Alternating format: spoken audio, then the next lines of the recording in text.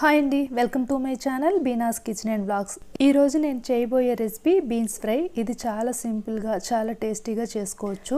ఈ fry recipe sambar రైస్లోకి, పప్పు అన్నంలోకి, రసం అన్నంలోకి చాలా బాగుంటుంది. చాలా సింపుల్గా చాలా టేస్టీగా ఉండే ఈ బీన్స్ ఫ్రైని ఎలా చేయాలో చూపిస్తాను రండి. నేను బీన్స్ని హాఫ్ కిలో కంటే కొంచెం తక్కువ, అంటే 400 గ్రామ్స్ ఉంటాయి. ఇలా చిన్న ముక్కలుగా కట్ చేసి ఉప్పు నీళ్ళలో కడిగి పక్కన పెట్టి ఉంచుకున్నాను. ఇప్పుడు స్టవ్ వెలిగించి ప్యాన్ పెట్టి ప్యాన్ హీట్ అయ్యాక 4 టేబుల్ స్పూన్ల ఆయిల్ని అయితే వేసుకోవాలి. ఆయిల్ హీట్ అయ్యాక ఇందులో శనగపప్పు, మినప్పప్పు, ఆవాలు, జీలకర్రని వేసుకోవాలి. ఇవి కాస్త చిట్పటలాడి ఫ్రై అయ్యాక 2 మీడియం సైజు ఆనియన్ని ముక్కలుగా కట్ చేసి వేసుకోవాలి. వీటిని 2 నిమిషాల పాటు ఫ్రై చేసుకోవాలి. 2 నిమిషాలు ఫ్రై అయిన తర్వాత ఇందులో కొద్దిగా కరివేపాకుని వేసుకోవాలి.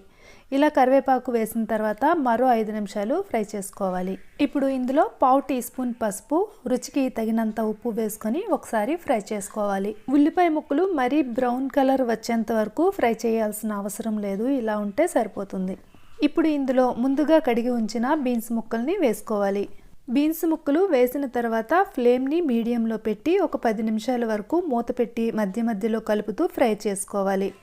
బీన్స్ ముక్కలు ఇలా ఫ్రై అవుతూ ఉంటాయి. ఈలోగా మనం బీన్స్ ఫ్రైలోకి కారాన్ని తయారు చేసుకుందాం. ఒక మిక్సీ జార్ తీసుకుని అందులో 4 ఎండుమిరపకాయలను అయితే వేస్తున్నాను. మీరు కారానికి తగ్గట్టు ఎండుమిర్చిని అయితే వేసుకోండి. ఎండుమిరపకాయలని కూరకి తగినంత కారం కంటే ఇంకా తక్కువగానే తీసుకోండి. ఎక్కువైపోయిందంటే తీయలేం కదా. కావాలంటే కారాన్ని వేసుకోవచ్చు.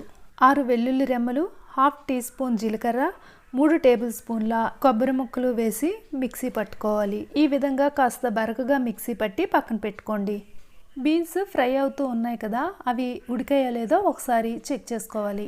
బీన్స్ అయితే ఉడికిపోయాయి. అయినా ఈ తడంతా పోయేంత వరకు మరో 5 నుంచి 10 నిమిషాలు మూత తీసి ఫ్రై చేసుకోవాలి. ఈ విధంగా 10 నిమిషాలు ఫ్రై చేశాక ముందుగా మిక్సీ పట్టి ఉంచిన కారాన్ని వేసుకోవాలి. కారం అంతా బీన్స్లో వేసాక మొత్తం అంతా బాగా కలిసేటట్టు ఒకసారి కలుపుకోవాలి. ఎండుమిర్చి, జీలకర్ర అన్నీ పచ్చివే కనుక అవన్నీ పచ్చివాసన పోయేంత వరకు ఒక 10 నిమిషాలు ఫ్రై చేసుకోవాలి. ఈ టైంలో ఒకసారి సాల్ట్, కారం సరిపోయిందో లేదో చెక్ చేసుకోవాలి. నాకైతే సాల్ట్, కారం పడతాయి అనిపించింది, అందుకని వేసాను. వేసి మరో 5 నిమిషాలు ఫ్రై చేసుకోవాలి. చివరిగా కొత్తిమీర వేసి ఒక 2 నిమిషాలు ఫ్రై చేసుకుంటే ఎంతో టేస్టీగా సింపుల్గా ఉండే బీన్స్ ఫ్రై రెడీ అయినట్టే. వేడి వేడి అన్నంలో ఈ బీన్స్ ఫ్రైని కలుపుకొని తింటే చాలా బాగుంటుంది, చాలా టేస్టీగా ఉంటుంది. ఈవినింగ్ ఒక మంచి స్నాక్ లాగా కూడా తినేయచ్చు, అంత బాగుంటుంది, అంత కమ్మగా ఉంటుంది అన్నమాట. ఈ రెసిపీ మీకు నచ్చిందనే అనుకుంటున్నాను. నచ్చితే కనుక నా ఈ వీడియోకి లైక్ చేసి, షేర్ చేసి, సబ్స్క్రైబ్ చేసుకోండి.